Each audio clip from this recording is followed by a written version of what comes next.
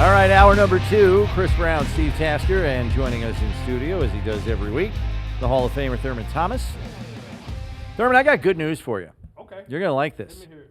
It has to be something about the running backs, right? Yeah, it is. All right. After 3 weeks, the Bills are the number 1 rushing team in football at 163 yards per game. Don't get too excited yet because there's more. When the Bills run 12 and 13 personnel, they are averaging a league-leading 7.2 yards per carry through 3 games. Does that just make the fuzz on the back of your neck stand up? I just went from 59 to 29. Yeah. Oh, man. I knew you would like that. Oh, that is awesome. Oh, man. Man, look, you know how I feel about James Cook and Ty and Ray and Gilliam. But, let's be truthful. It's the offensive line that is doing a great job of that. And the tight ends, too. And the tight ends. I mean, really look, just the other day, I was there Saturday. I was watching Georgia Tech football because of Jackson. Yeah. I just happened to turn it on, and they was like, "Oh my God, Georgia Tech!" And I said, "Let's see what type of tight ends they got." And let me tell you something; they're exactly like he is. Oh, really? Their head coach Brent Key. Yep. Former offensive line. Former offensive lineman, exactly. There you go. So there's your answer. He has them going, and then day after, I got a text from John Davis. Oh, yeah. And we were talking about the same things. Like, how do you like that Jackson kid down there? He's a Georgia Tech guy, right? Yes. Those of you who don't know who John Davis is, he was the left guard on Super Bowl 25 football team, and for a handful of years. Right guard. Right guard? Right no, guard. Jimmy Richard was right guard, wasn't he? Jimmy was left. Okay, I'm backwards. So there you go. John Davis was a guard on our Super Bowl team. I would trust him over you, Steve. Sorry, he's running behind us. He was right. He was next to the house. There you go. So there you go. That's who John Davis is. So Thurm, you're watching the Dolphins game, and I don't know if you noticed it in real time, but maybe you heard about it or you saw it, maybe if you looked at it on replay or something. Through the course of that game, obviously the Bills kept running the football with a decent measure of success against Miami, and they counter with, they put 3 defensive tackles on the line with 2 edge rushers and put a 50 front out there. Then later in the game, they put 4 defensive tackles on the field with 2 edge rushers and 2 linemen. They're playing a 4-4 to try to stop this run game, and they were still limited in their effectiveness. Is there anything that can stop how efficient this run game at least appears to be through 3 games? I don't think so right now through 3 games. And I think it's going to continue Sunday against the Saints, do the same thing. But, they're in a groove, man. It's like the basketball analogy. The goal is huge. The holes are huge. And they're there for them. And you have a guy like Cook who can, cut left, cut right, great balance. It's just man on a man. And what Eli Pitts used to Ken Hull and John Davis and Howard Barton, I just used to tell them, just get a piece of him. You ain't got to knock him on the ground or whatever. Just get a piece of him. And I think that's what these guys are doing.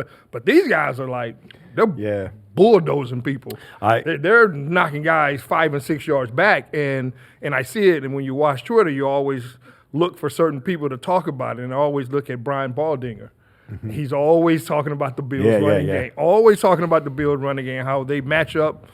It's a matchup problem for the defense because they're so physical and they can run. They can move their feet to get to certain angles. And when you can have a guy going left or right, the offensive line, it becomes the easiest block in the world. Right. Because you the stay on the player, guy. You stay on a guy for so long, and all of a sudden he's going to have to make a point I got to stop this. And that's when you can just take control of him because now he's off balance. You can take him anywhere. We had Dan Orlovsky on the show early in the week, and he said and has said online that the Bills' running game is the most creative in the NFL. I mean, they're doing some stuff that He feels they've diversified the run game from what it was last year. And then I was watching the Seattle Seahawks play this Saints team this last weekend, and Devin McCourty and Charles Davis, who are going to be here in Buffalo doing this game. I saw him. He counted the guys. The Saints put 6 guys on the line, just like Brownie was saying. They put 6 like the guys on the Dolphins, line of yeah. scrimmage. Right. Like, we got to stop this Seattle run game. So they're getting teams are getting forced with the re-emergence of the run game in the NFL to do some stuff like that. You got to put 4 defensive tackles on the field. You got to put 6 guys up on the line of scrimmage. You got to throw an extra big body in the box. They're changing the game. Yeah, they are changing it.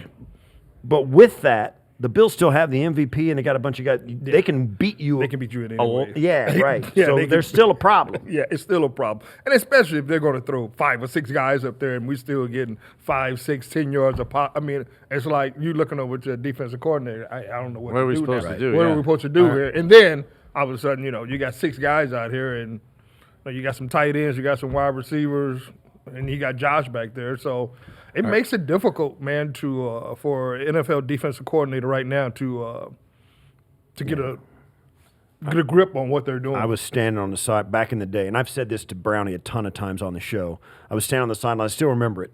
We were running or whatever, and I was standing with Frank Reich and, John, the guys, you know, we're standing with a crew. And Frank Reich was, he goes, man, if you can't stop the run, you're defenseless. Right. So that's why you see teams, more so than any other point, if you got to keep throwing guys up there. Yep. You got to get up at the line of scrimmage. If you can't win the line of scrimmage with guys you got to put more guys. And so that's a sign towards how true that statement is. If you can't stop the run, you're done. Well, it's the saying, run and stop the run. Yeah. That's what Marv used Marv to. That's used to what say. Marv used to say. The only all the defense time. about it is if you're good enough, if you feel like you can, there are certain teams that we've seen. The Oilers were like this back in the day when they run. If you can score faster than they can run the ball and beat you, and if you can be efficient and score more times with the ball than they can, you can get them out of it with your offense. Yeah. And so there's still that out there that teams can do in certain situations. But man, you got to be good offensively, and you got to put up you got to do A lot of something. points. You got to throw up some touchdowns. You got to throw up some points. I mean, it's almost like in a certain way, Philadelphia did kind of last year. I don't know if they're still doing the same thing. I mean, you got A.J. Brown out there. I mean, he through the first couple of weeks, didn't even touch the football. Yeah. Right. Because they were running the football and being physical up front. It was just Last week they had to come back against they had the to Rams. come back, but Speaking of another team, the Rams. Yeah. Whew, The Bills are like that. I mean, Yeah. you get up 2 possessions on a team, and you can feel it. The adrenaline angst. pump. They got to get some. They gotta get some- They got to get some out of this drive, right? get So they ain't going some, to hand it off anymore, Yeah. right? We got to do it now. They get impatient. Yeah. And that really is if you don't have the big bodies up defensively or a run defense that can hold up, you really do need an offense that can throw some points on the board at a fast pace to force them to get desperate enough to start throwing the football. Yeah, and that's another thing too. If you're talking about getting these 3 defensive tackles in here or 4 defensive or whatever it may Whoever, be. you're the coach over there, anybody weigh 300 pounds, all right, you're in. But that's but that's still You kinda, laugh. It's that's true. still kind of playing to our part because we can speed the ball up. I mean, we've seen Josh them go no huddle a bunch of times. Yeah, go yeah. tempo. And get the tempo Go and stuff, and tempo. then all of a sudden I need a breather, coach, after 3 plays. Yeah, but they're going so fast you But they're can't going so sub. fast, you can't sub, and we're not going to sub because Yeah, we can we do like just the about matchup. anything. We love this matchup, man. We're not going to give you an opportunity, so you might as well burn a timeout. Steve and I, on a different subject, were debating the merits of the game at 4:25 on Sunday, Ravens-Chiefs at Arrowhead. Both teams 1-2. One of those teams is going to be 1-3 after that game, Thurm. And we were kind of arguing which team would be more beneficial for the Bills to be 1-3 coming out of it. I think there's arguments on both sides. The argument on the Chiefs side is the Bills don't have the head-to-head tiebreaker against them yet, so maybe you want to have them lose. But then on the other side, I would say with Joe Burrow out for the next 3 months, the Ravens are in an easier division and are probably going to rack up more wins than the Chiefs, who are already playing catch-up with the Chargers 3-0, and the Broncos, I think, are 2-1. Yeah, I'll check. So, Yeah, Broncos 2-1. Yeah. so Yeah. they got an uphill climb already. So is it better to have the Ravens lose? What do you think? I don't know. I mean, either way, the Bills benefit. Look, either way, hey, look, some way, somehow, somebody has to get Kansas City. Yeah, Broncos That's are 1-2. That's always going to be in the back of my mind. And so, yes, I would want Kansas City to win because, hey, look, that's the team that we have to beat. They've been The nemesis. nemesis for us. And I want to get them back. I want to pay them back. Baltimore, we kind of know how that goes. Playoffs, regular season, we can handle them. I think we can. I mean, Yeah, it was so I mean, easy yeah, that we it was won. so easy. It was yeah. so easy that we The won. last couple of times we played those guys. like two, beat them by one. Oh, it was so easy. Oh, my gosh. Yeah, it was like a breeze. Oh, my Not God. easy, but we have their number. We have their number. Okay. Is what I'm saying. Okay. But I mean, you want to beat the best, and you want to beat the team that. I mean, you want to beat the team that's going to put Travis Kelce into retirement, All right, here we go. being his last. So I mean, Think about this it's now. always Kansas City for Okay. me. Brownie and I had this conversation. We did the Bills by the Numbers podcast, and we got into this. These are two teams that are – Baltimore, I think, has a much better roster than Kansas City. Now, Kansas City got Chris Jones and Pat and those guys, but Baltimore is a steamroller on offense, right? But Baltimore's got something about them. They can't close it out. They Or can't come play from from behind. behind. No. The pressure gets to them if they're not front running, right? It seems to anyway. Yeah. The Chiefs, you can't kill them with an atomic bomb. You can't drive a stake through their heart. They're never dead. never dead. They're never dead. They're always back in. You know, Mahomes is just the opposite of that. Yeah, yeah. No matter what's going on, he's scoring a touchdown. Yeah. Right? So that's the interesting part of this matchup for me because I think Baltimore they may get out and steamroll the Chiefs, but the Chiefs aren't going to go away, not in their own building. And if the Baltimore Ravens get behind Mahomes and these guys, man, there's no coming back from that because those guys just don't have it in them to play in that environment. Yeah, They crumble. They do, and you know that goes back to your head coach John Harbaugh. Well, I think it's an excellent football coach for the Baltimore Ravens. I agree. He fits that team, he fits that city, but he does have a bad reputation when it comes to these Blowing these fourth tight, quarter blowing leads. fourth quarter leads and everything. So, Yeah. I you can look at it, you can throw anything out there, but I just it's man, I'm speechless to say what. Yeah, these two teams are just the opposite. Just the opposite, but they're still dangerous football teams. Yeah. And Oh, you know yeah. what? And you know what? Just like everybody else at 425, I'm gonna be sitting there watching that game. Oh, yeah. I'm gonna be sitting there Oh, it's watching gonna that be a game good game. because it's gonna be a good team. Like you Fantastic said, one of game, these teams is gonna be 1-3, and Which is crazy to which just is crazy because the Ravens and the Chiefs and the Bills have always been there, and they've never been in this situation right here. Kansas City are usually 3-0 right now.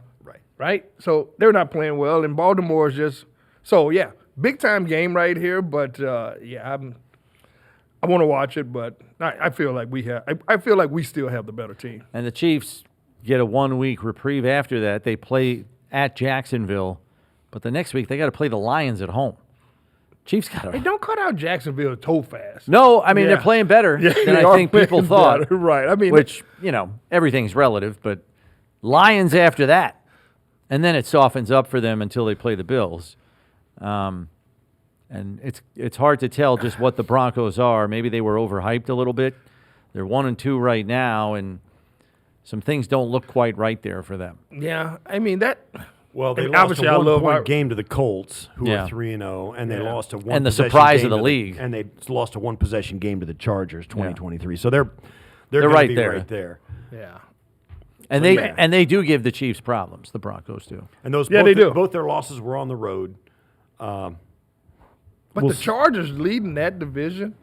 I said it. All three last division year- wins too. All 3-0. three division. I said it last year, like midway through the season. Like I just on Twitter and said like, man, the Chargers could be a problem this year. Jim Harbaugh, turning around or whatever. And obviously, did they make the playoffs? They did. They did make the playoffs, but some fans were like, "Oh, it's going to be the same old thing or whatever." I would say, "Well, just give it time." And I think now you're seeing Justin Herbert be the type of quarterback that we thought thought he would be. But Yes. the thing that has changed him, he's running the football now. He's scrambling. I mean, he's not Josh, but he's making big first downs for them when he would usually just throw the ball away or maybe throw an interception, try to force a football. So, I mean, And their schedule isn't tough at all. I mean, they're at the Giants this week. Right. Home against the Commanders, at Miami, home against Indy. Yeah. I mean, they could be 6-1. Yeah. 7-0. They're I mean, that is not a hard schedule. Yeah, but you know what, though? I think, though, no, it's not a hard schedule, but They got I Eagles, think you're- Chiefs late. You thinking? I'm thinking maybe at least one of those, maybe two of those games that Hebert will go back to his old self for maybe a week or so, Oh. and then break back out of it. Okay. Yeah. So I mean, and that's what we've been. Look, that's what I've been at least waiting for him to do, right? Turn to into a take that pumpkin? next step, to take that next take the step, next step. to take the next step up, and not have these back-to-back games where he's looked horrible and ordinary guy. And so, I just think that hey, if he can put it together, I think if he put it together the first 7 or 8 games and just have a steady. I don't know. Yeah, I don't. You're right. We've seen it too many times with Herbert where The Chargers charger. He turned. Yeah, the Chargers are going to charge her.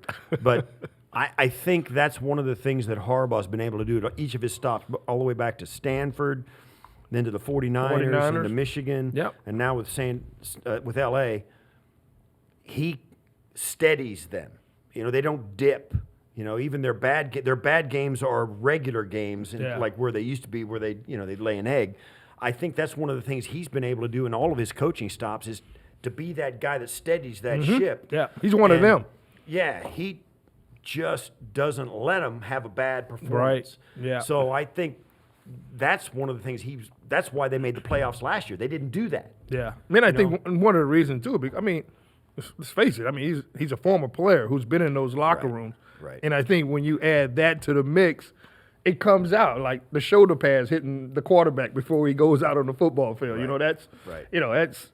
I can remember when he did it the first time to Justin Herbert. Justin Herbert was like, man, what are you doing? Right. But they became, better and bonded better. And now you see it, and now it's like Justin Herbert is looking for him now to do it. And so I think that's kind of changed, just like the culture have changed here 7 years ago, 8 years ago when Sean McDermott got it, and how it's become now. I think that's what's happening with the Chargers. Yeah. All right. I'm with you. I think they're going to be a good team for another 2 or 3 years until they get tired of. Everybody gets tired of Jim at some point. I don't know why that is. You think he wears out his welcome? He wears out his welcome. Stanford, like, you know what? It's been great. See ya. You know, and then 49ers. San Francisco, he gets them to the Super Bowl, and they're like 2 years. He's like, boom. Yeah. Michigan, he kind of left behind pitchforks and torches, but yeah, he'll be there for like 4 years. I don't know. I think this might be a longer relationship. I don't know, man. I don't know, This might be his last stop, too. This will be his I mean, he's last stop, 60. and I think it will be because I think him and Spanos get along great. Okay. Think about that. The owner of the Thurm. yeah, exactly. Thurm. I'm telling you. Everybody gets I along think- great. Yeah, when they, okay. keep winning. they're going to and get keep- along great until they look at each other and puke. Okay. All right. Then it's not going to be so great. Gonna make each other nauseous. They're That's how going bad to it's gonna get. they just don't want to. I can't. They just. They don't mix. I think it's his Something was- last stop. I really do. He's I do 60 too. years gonna- old. Is he 60? Something's going to wear out in that relationship. It always has. Now I don't know. He may get it, and it may be different It may with the be Spanos different. family, but at some point, it has always been that somebody gets tired of looking at him, and I don't know why it is. Because he's the same. It seems to me he's the exact same guy when he leaves he is when he came in. Yeah. I don't know. So while he's going to be, they're going to be good while he's there. While he's there. I don't think there's any question. Yeah. Any thoughts on Bill Saints, Thurman? Are we expecting this to be over soon, or You're funny. it's a 16-point spread? 16-point They didn't. spread. The Let me Bills see. didn't cover the spread last, or what was it? 12.5. Yeah, they didn't cover it. They won by 10. It's down to 15.5 now. I'll leave at 7:16 of the fourth quarter. Okay. 7-16. You're crazy. Beat the traffic. My thought is this: they may Hang win around. by 10, Right. only 10, but maybe the Saints score late to get it to get. Yeah, I don't think so. I think it'll be a blowout. Do you? Yeah. Yeah. Okay. I think this football, baby, look, I'm Sean McDermott. I'm like, hey, I look, kinda tend- don't let this team come in here and think they have a chance. Do not let that happen. And whatever you have to, hey, if our running game is not going, hey, let's lean on Josh a little bit, okay? Let's lean Yeah. on. We've had 10 days before we even played a football Yeah, game. extra time So to we're prep. rested. We're ready to go. So yeah, let's come out firing on I think he's- every cylinder. I think the way he's handled that in the past is that you just kind of wipe off. It's not forget about it being the Saints. It may as well be the Eagles.